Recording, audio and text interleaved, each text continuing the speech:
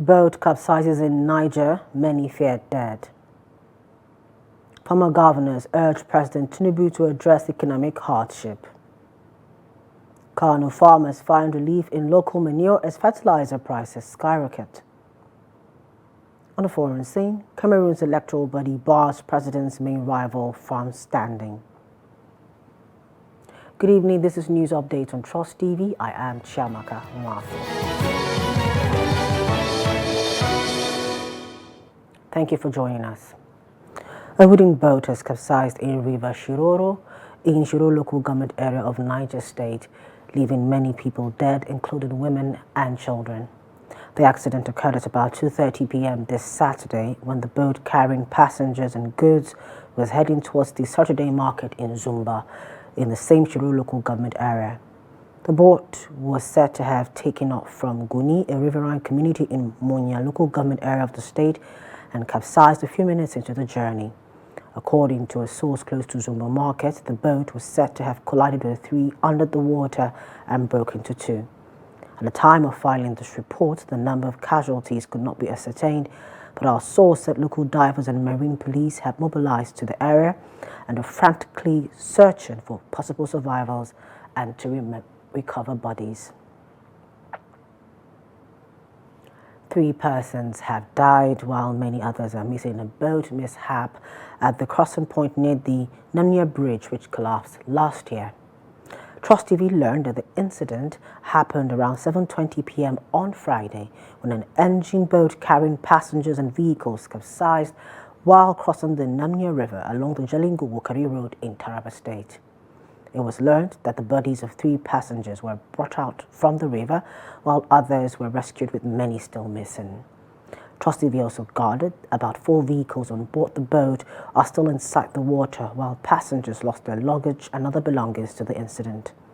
Since the collapse of Namnia Bridge in September last year, over 60 engine boats were deployed to the river close to the collapsed bridge and engaged in ferrying passengers, vehicles and goods on a daily basis. The chairman Taraba State Inland Water Transporters, Jidda, while speaking on the incident, confirmed that 3 people died while several others were rescued. A mother and her baby were injured in the early hours of Saturday when an uncompleted 3-story building collapsed in the capital of Abia State, Umuahia. The other 5 members of their family, who were in a nearby bungalow hit by the collapsing structure, also escaped death. The building is located around Olokoro Road, Federal Low Cost Housing Estate, Ohobo-Afara, Umuahia. Residents in the area who spoke to newsmen on Saturday said the uncompleted building collapsed around 3 a.m. on Saturday, destroying a nearby bungalow housing a family of 7. An eyewitness reported that although no life was lost, a nursing mother, her 5-month-old baby, and another individual are currently hospitalized for sustained injuries. In the meantime, the Umuahia Capital Development Authority has sealed the premises of the 3-story building to pave way for an investigation to ascertain the cause of the building collapse. A section of Pentagon Lodge, a building accommodating some students of Alex Ekweme Federal University in Dufu, Alike Iko, in Ebonyi State, has collapsed.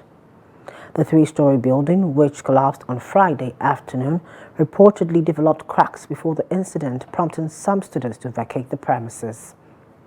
At the time of filing this report, no casualties had been confirmed, though several students' belongings were believed to be still inside, particularly those who had traveled out of town.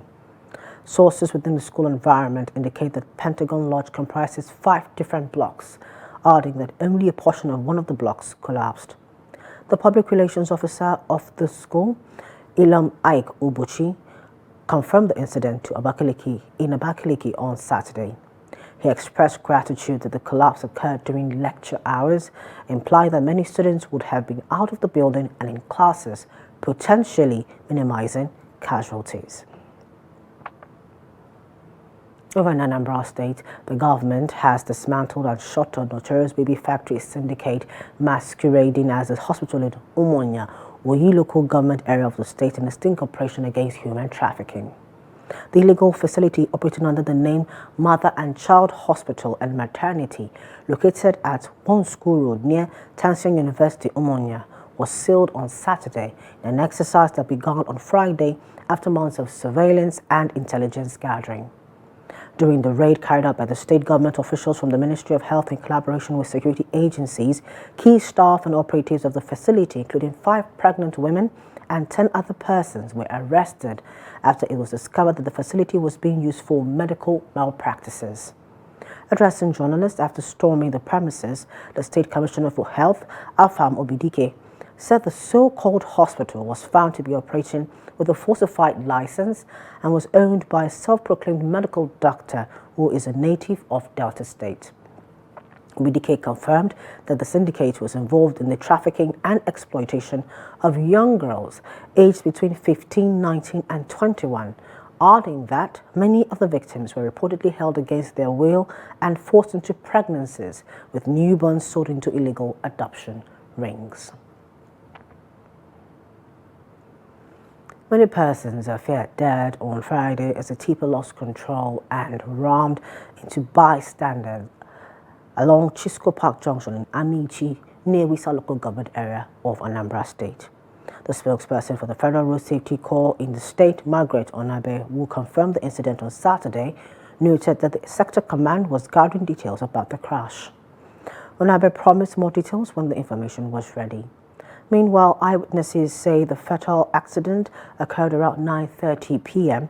when the driver of the truck experienced brake failure and an attempt to control the vehicle crashed into pedestrians on the roadside, resulting in multiple fatalities.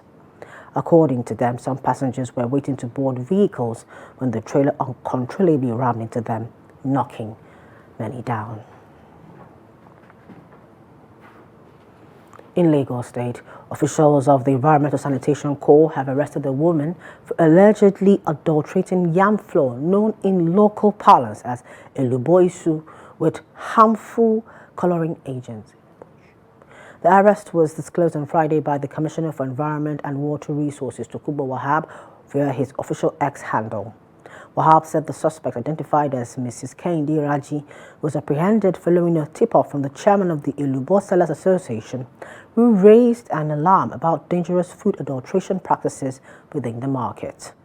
According to the commissioner, the suspect was allegedly mixing spoiled yam flour with hazardous coloring chemicals to produce contaminated Ilubo, which was then sold to unsuspecting consumers. He said the suspect will be prosecuted in accordance with relevant laws.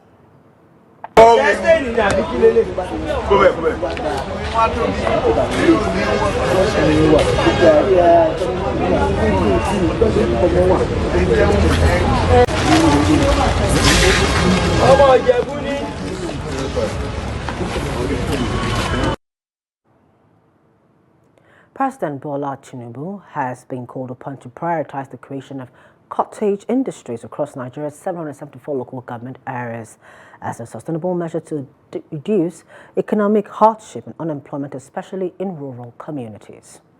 Members of the 1999 class of governors made the call during a courtesy visit to the president at the State House, Abuja. Here's more in this report.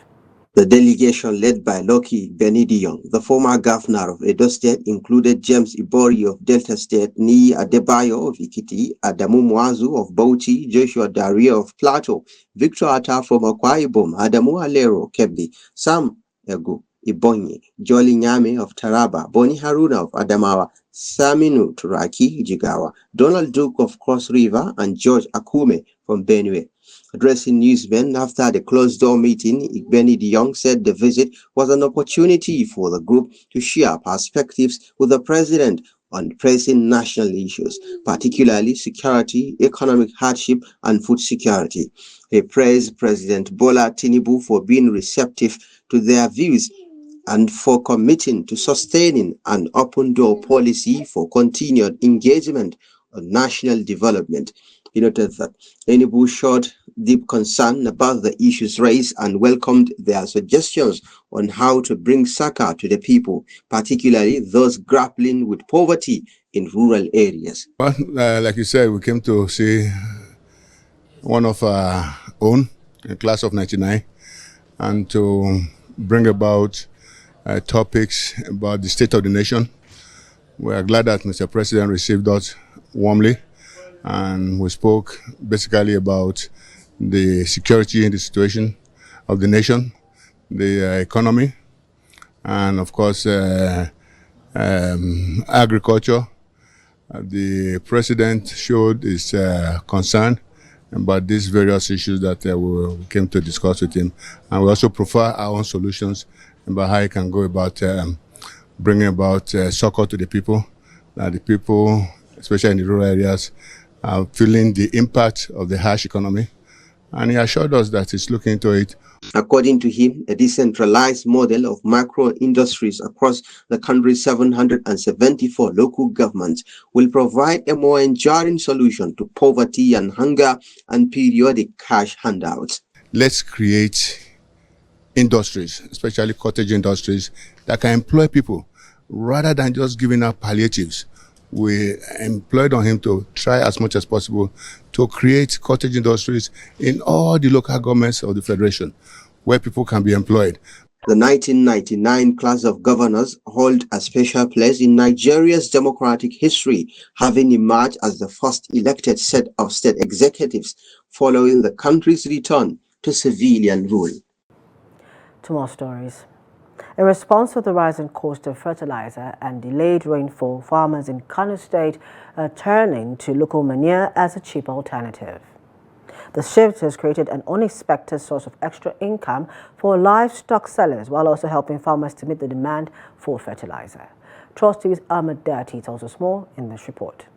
At the Gandung Albasa livestock market, the post-seller lull in animal sales is being offset by a growing demand for animal waste, now converted into valuable local manure. Livestock sellers say the sales of manure has become a steady income stream, with buyers trooping in daily to purchase truckloads. The chairman of the market, Yusuf Muhammad, explained that the increased demand is largely due to the high cost of fertilizer, which has driven farmers to look for more affordable alternatives. Because fertilizer is now expensive, manure has become valuable and people come to buy it. Prices vary. A bag goes for between 1,000 and 1,500. For trucks or minivans, we charge 10,000 naira. Everybody is embracing farming these days. Another seller, Suleiman Yahya, said nearly 10 truckloads of manure have been sold in the past few days alone, a reflection of the growing popularity of the organic alternative among farmers. There is a growing demand for local manure as more farmers are turning to it. Hardly a day passes without someone coming to buy. Some prepare cow dung, while others want general animal waste. We have both available. Currently, a bag of urea fertilizer sells for between 47,000 and 50,000 naira, while NPK fertilizer goes for as high as 58,000 naira or more, depending on location, prices that are well beyond the reach of many small-scale farmers. As the rainy season progresses, many farmers are expected to continue relying on locally sourced manure, cut production costs, and sustain their livelihoods.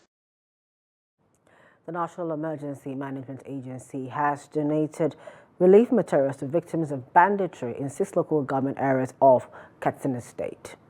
Katsina State has been battling to dwarf insecurity with thousands of residents killed.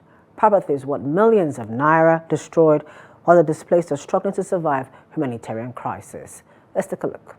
Worried about the increasing number of people who lost their means of livelihood as a result of insecurity in Katsina State, the National Emergency Management Agency NEMA deployed relief materials to 6 local government areas affected by banditry.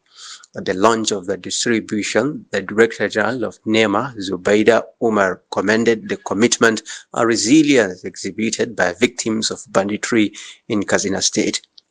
The beneficiaries were drawn from Kurfi, Musawa, Bakori, Kankara, Safana, and Sabwa local governments.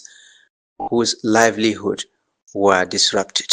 I'm here today on behalf of the federal government of Nigeria to officially hand over and flag off distribution of the approved relief materials for persons affected by banditry, kidnapping and displacement in Katsina State. As we all know, Katsina State has faced serious challenges over the years, especially banditry and kidnapping, as witnessed recently in 6 local government areas of Musawa, Kurfi, Safana, Bakuri, Sabwa and Kankara. Despite these trials, the resilience and resolve of its people remain a beacon of hope. This donation further highlights the need for various complementary efforts in rebuilding and rehabilitating communities affected by banditry and kidnapping for ransom across Katsina State. Receiving the relief materials for onward distribution to the beneficiaries, the Executive Secretary, Katsina State Emergency Management Agency, Binta Dangani, enumerated various supports received from the federal government through NEMA, which played significant impact in resettling victims of banditry. The Katsina State SEMA Executive Secretary also highlighted the crucial role the intervention plays toward cautioning the effect of various disasters, including fire and flooding in Katsina State. The local government that will receive this assistance today, are Kurfi, Safana, Musa, Bakuri, Sabwa, and Kankara local government area. The food items include rice, maize, millet, vegetable oil, Maggi, among other foodstuffs. Your Excellency, Sir, the Governor of Katsina State, distinguished ladies and gentlemen, the donation of relief materials by NEMA to victims of banditry, flood, fire, and other forms of disaster in Katsina State symbolize deep sympathy for people severely affected by such disaster and also enrich the essence of multi-sectoral stakeholders' approach to disaster management and mitigation by NEMA. In a significant response to the gesture, some of the beneficiaries demand immediate restoration of fees that could guarantee all year-round agricultural activities in their communities instead of the food donations. I want to use this singular honor to appreciate the donors of these relief materials given to us and also call on both the federal and the state governments to emphasize on restoring peace in our communities rather than these donations. This gesture will in no small way cushion the effects of some difficulties we are facing, especially at this crucial time of rainy season. But all the same, I want to passionately appeal to the relevant authorities to end insecurity in our communities. Public commentators in Katsina State highlight the need for proactive response to insecurity in the Northwest region to salvage the already fragile communities from imminent collapse. In business, Africa's richest man, Aliko Dangote, has retired as the chairman of the board of directors of Dangote Cement PLC.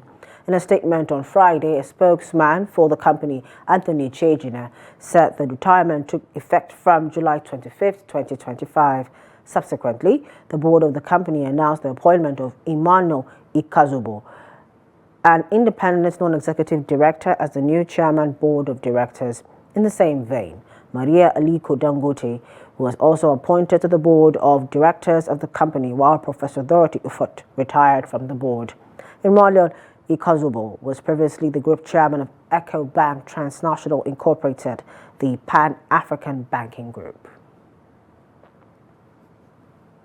Away from Nigeria, here in West Africa, Cameroon's Electoral Commission, ELCAM, on Saturday announced that opposition politician Maurice Kamto was barred from contesting the October 12 presidential polls. The renowned university professor and former government minister was widely seen as the most serious challenger to long-standing President Paul Biya. ELCAM said Kamto had failed to comply with legal requirements by accepting a nomination form from the Cameroon Nonsense Movement, which boycotted legislative and municipal elections in 2020. It says that under Section 121 of the Electoral Code, this means the movement is no longer eligible to put forward a candidate. Kamto had come in second place with 14% of the vote in the last elections in 2018, which Biya won by a landslide amid allegations of fraud. The 71-year-old's exclusion raises the risk of protest and leaves just 12 out of the more than 80 applicants hoping to replace the 92-year-old Biya in the field. In sports, Paralympic bronze medalist Eniola Bolaji this Saturday won the 2025 British and Irish Power Badminton International held at the Sports Wales National Centre in Cardiff. The world number 2 claimed a hard-fought 2-1 victory over Paralympic champion and world number 1 Kunita Shukuro in the women's SL3 final. Bolaji started strong, taking the first set 21-16, but Kunita responded with a 21-16 win in the second. In a tense third set, Kunita led until 13 points before Bolaji surged ahead from 11 to win 21-13 and secure the title. Her campaign began with a 2-0 win over Australia's Celine Vigneault in round 2.